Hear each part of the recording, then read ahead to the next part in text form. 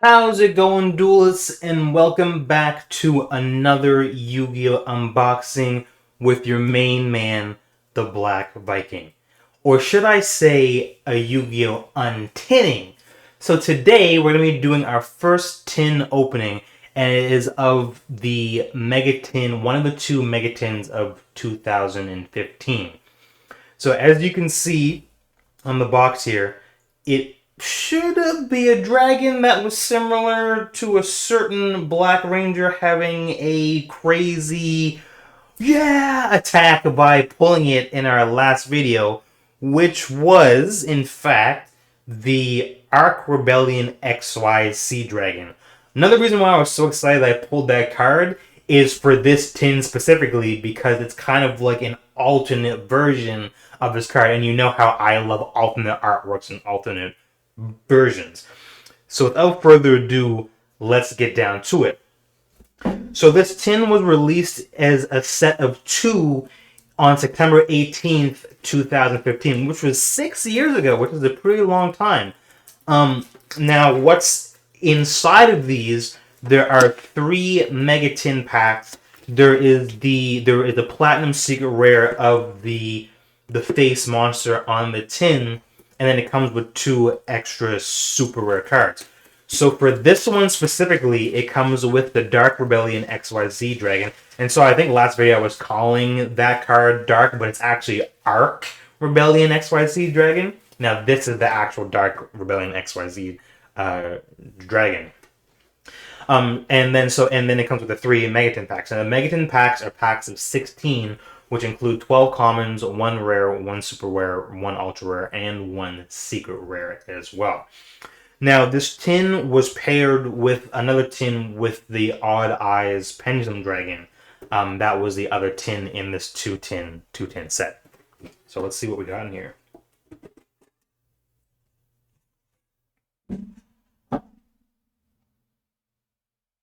Ooh, it already came. Looks like the Dark Rebellion Sea Dragon already came sleeved. That's kind of cool. We have these bad boys, and then we have our three Megatin packs.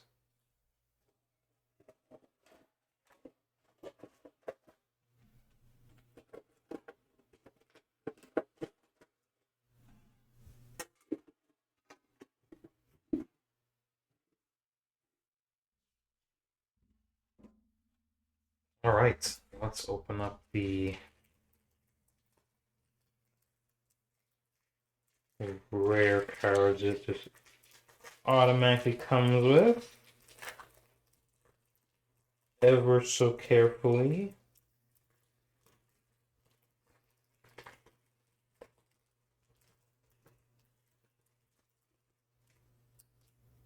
Oh, that's just, oh, they look like it was sleeve, but that's just actually the border. That's kind of cool.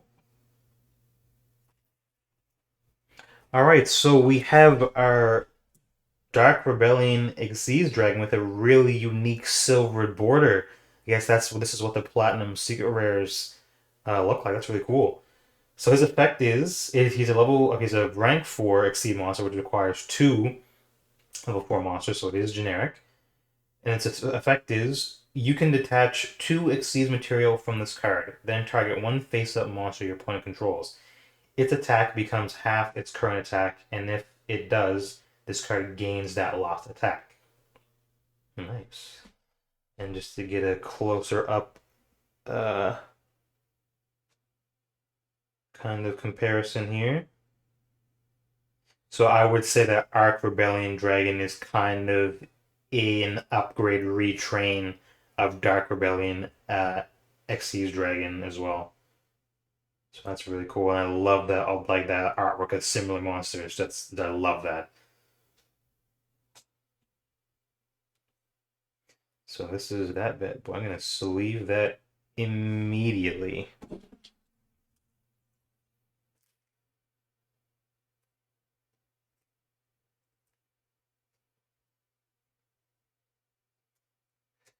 Nice.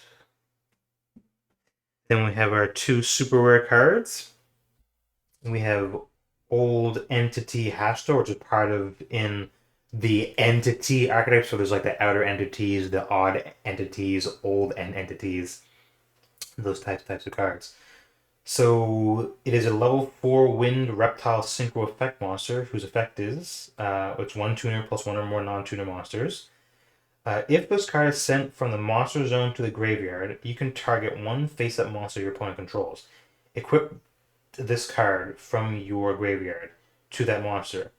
That monster cannot attack. Also, its effects are negated. If this card leaves the field while equipped to an opponent's monster by this effect, take control of the monster this card was equipped to. Nice. It's a really cool card as well. Let's leave him up in a minute here. And the last one we have is a rank 4 Exceed Wind Monster, Wind Beast, which requires 2 level 4 monsters, and his effect is you can detach one Exceed material from this card, then target one face-up monster on the field. Change it to defense position.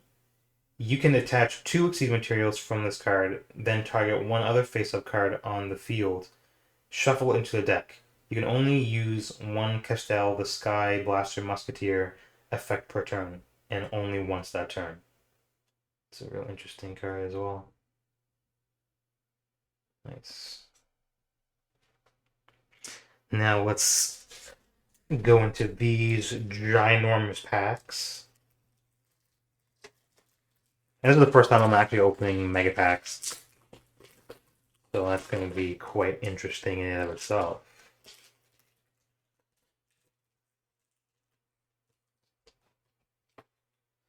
So we have an Oracle of the Herald, a Satellar Knight, a Nucali,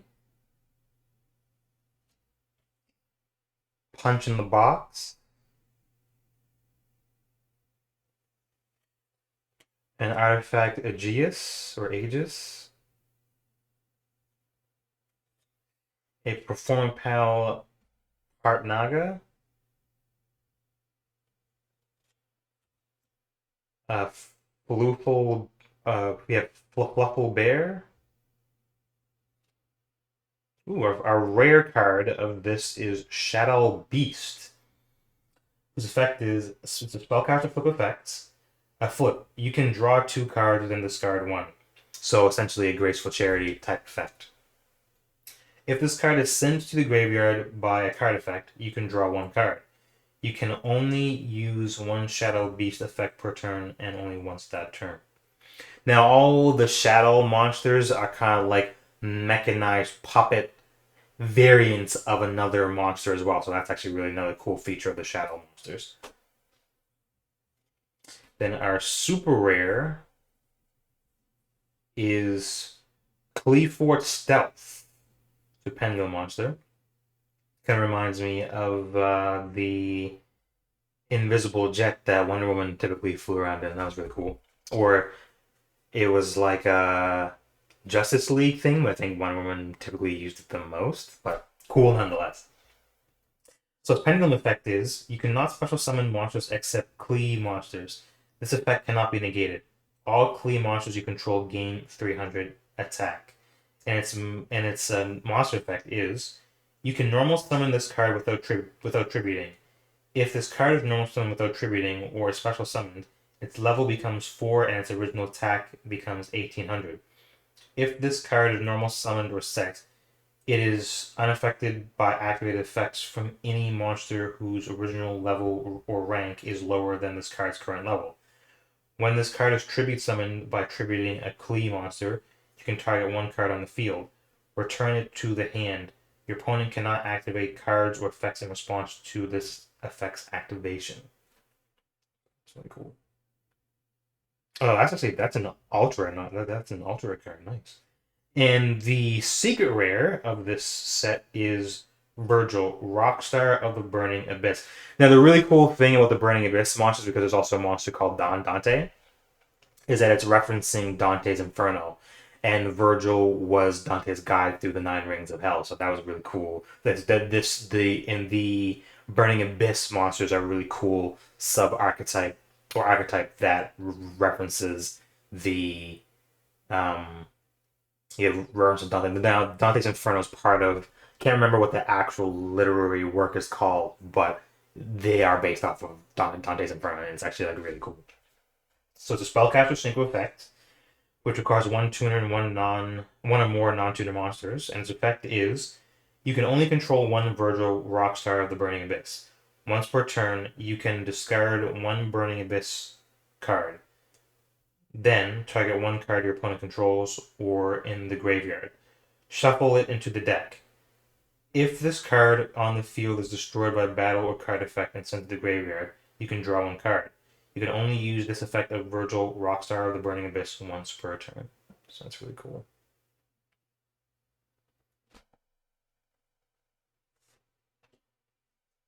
And then our super rare is Suwani, Fire of the Yang Zing. It's a worm effect, and its effect is when this card you control is destroyed by battle or card effect and sent to your graveyard, you can special summon one Yang Zing monster from your deck in defense position, except Suwani, Fire of the Yang Zing. You can only use this effect of Suwani, Fire of the Yang Zing once per turn. Once per turn, during your opponent's main phase or battle phase, you can, immediately after this effect resolves, synchro summon one synchro monster using only Yang Zing monsters you control. This is a quick effect. A synchro monster that used this card as a synchro material gains 500 attack and defense. Nice.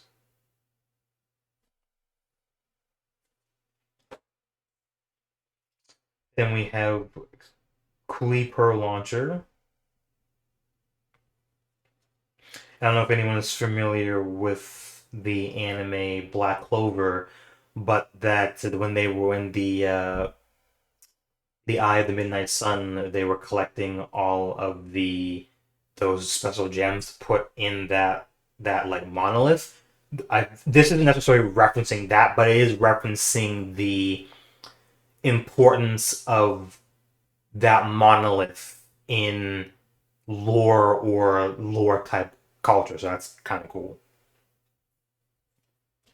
Then we have Blizzard Thunderbird, Performal Call, Performapal Hippo, and Strike of the Monarchs, and Fluffle Leo. Awesome. So on to the next Megaton Megapack.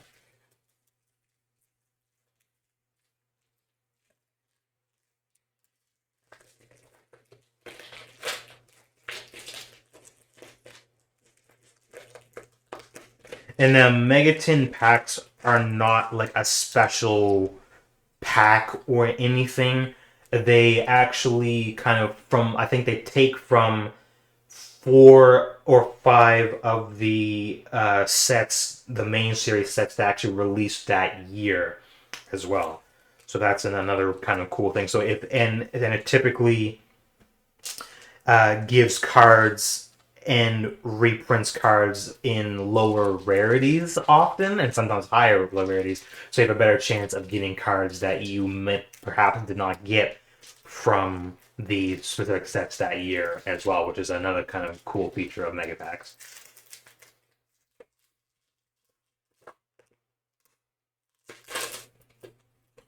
Let's double up on those and then we can blaze right on through. So, Mega Pack number 2. We have Super Heavy Samurai Kabuto, not to be confused with Kabuto the Pokemon.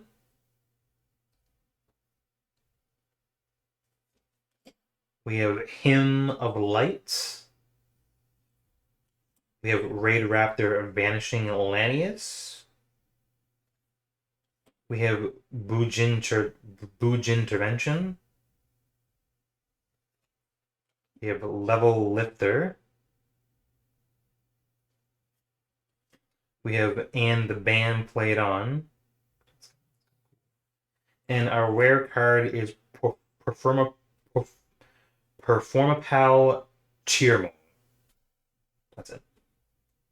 Its pendulum effect is all pendulum monsters you control gain 300 attack. And its monster effect is you can target one monster whose current attack is different from its original attack. Apply the appropriate effect. You can only use this effect of perform a POW cheer mole once per turn. If the monster's current attack is higher than its original attack, it gains 1,000 attack. If that monster's current attack is lower than its original attack, it loses 1,000 attack. Interesting. You would think those would be reversed to kind of like even out the effects. Nice. Add fuel to the fire, I guess. And our ultra rare is Sky Cavalry Centuria, a rank 2 Beast Warrior Exceed monster, which requires 2 level 2 monsters. This card cannot be destroyed by battle while it has Exceed material. At the end of the damage step, if this card battled an opponent's monster, you can detach 1 Exceed material from this card.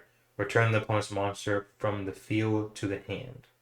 So you could use this to craft into opponent's monsters to take the damage, but then remove a material to send that monster back to the person's hands. And then that person did like a long chain to summon that monster, and it's like a problem boss monster, and that's the one way that you could just get it off the field, which is actually really good. Ooh, nice. Actually, that's awesome that I got this card. Now, this card will come into play, or this archetype of like Necroz, and specifically the monster that she is. Now, the Necroz is a really unique archetype where they take on the appearance and the abilities of a lot of other monsters, and she's specifically taking on the appearance of Gungnir, which is one of the 3 ice dragons from the ice barrier and the hidden arsenal line of lore in the Yu-Gi-Oh! Duel Monsters universe. But we'll get to that eventually. And I'll try to make reference back to this card. So Necroz of Gungnir. She is a level 7 spellcaster ritual effect monster, whose effect is you can ritual summon this card with any Necroz ritual spell card. Must be ritual summoned without using any level 7 monsters, and cannot be special summoned by other ways. You can only use each of the effects of Necroz of Gungnir once per turn. During either player's turn, you can discard this card and then target 1 Necroz monster you control. It cannot be destroyed by a battle or by card effect this turn. Or actually no, not or, and, because you can use both. During each player's turn, you can discard 1 Necroz card, then target 1 card on the field, destroy it. And that effect ability is similar to Gungnir's effect, where you can discard a card and destroy 1 card on the field. I'm really happy I got that. It's a really nice looking artwork and a really nice kind of effect. I don't believe her original form is secret rare either, so this is kind of a nice upgrade to her. So I'm actually really happy I pulled her. And then for our super rare, we have number C107, Neo Eyes Galaxy Tachyon. I'm sorry. No, Neo Galaxy Eyes Tachyon Dragon, which is a rank 1, 2, 3, 4, 5, 6, 7, 8, 9 Exceed monster. Whose effect is it requires 3 level 9 monsters.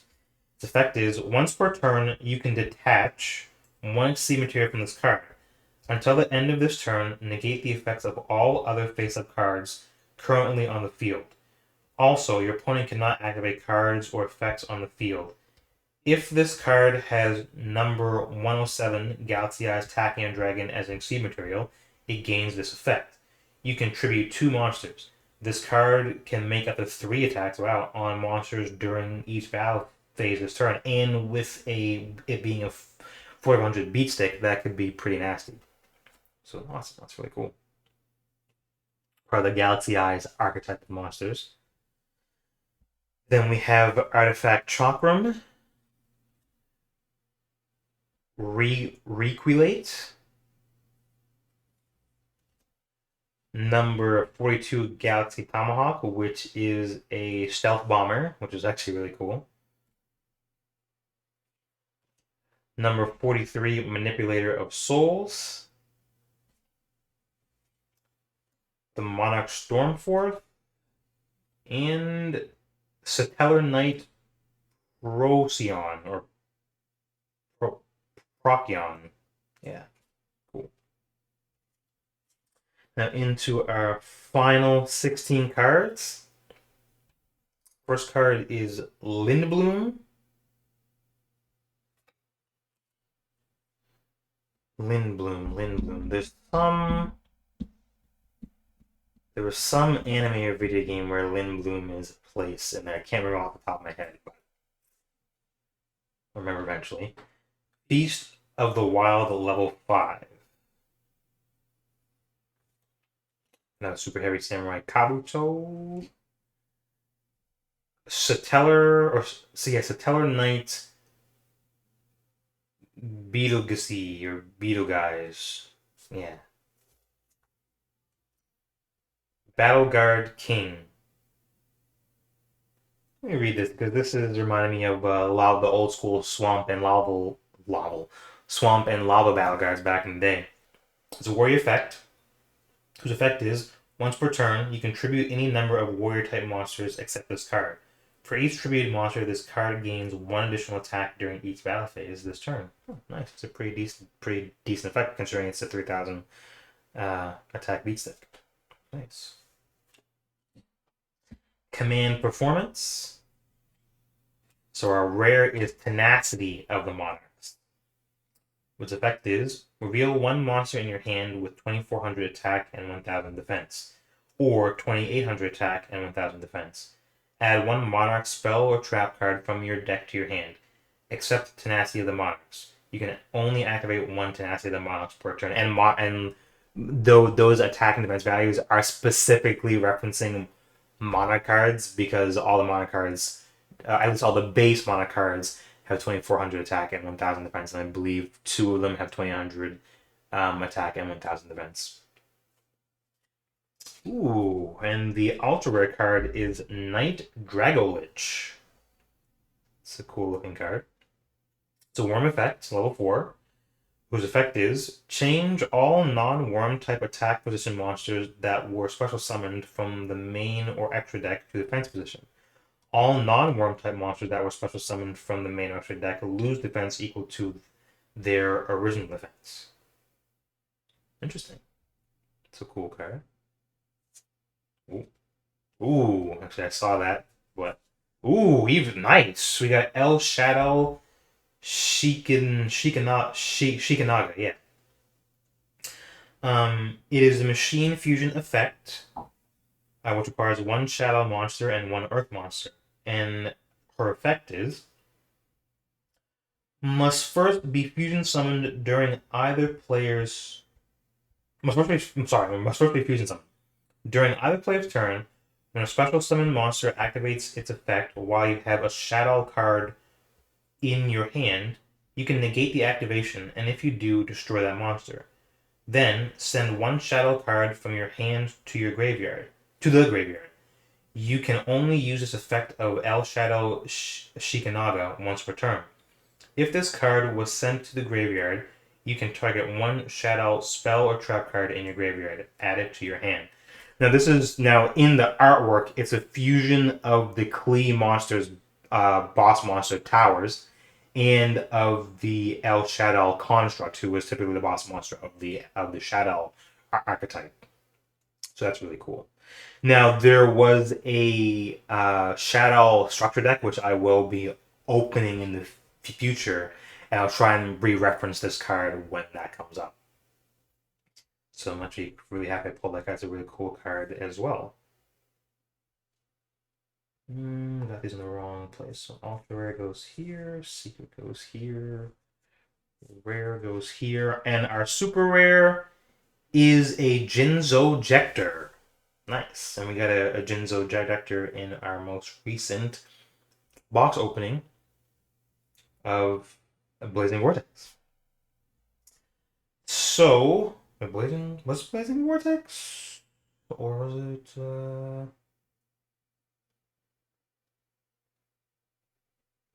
No, it wasn't Blazing Vortex. It was... What did I just open? No, I forget. But it wasn't Blazing Vortex, but it was another. It was the same set that Jinzo the Machine Menace was in. Um, it was a 5-card set. Let me just check that real quick. I know.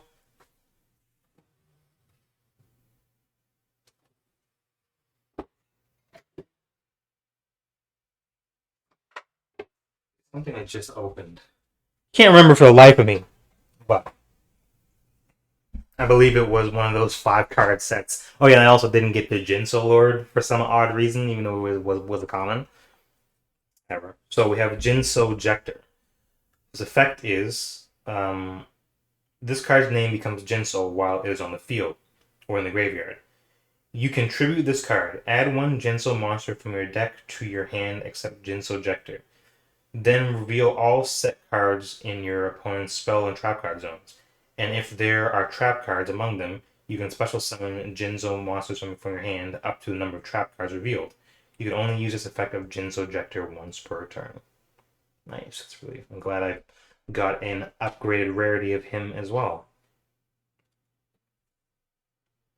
Then we have Deathbot 003, another artifact Chakram, a Fluffle Cat, a Toy Knight, it's kind of cute, an Illusion Balloons, and an artifact Fail Not.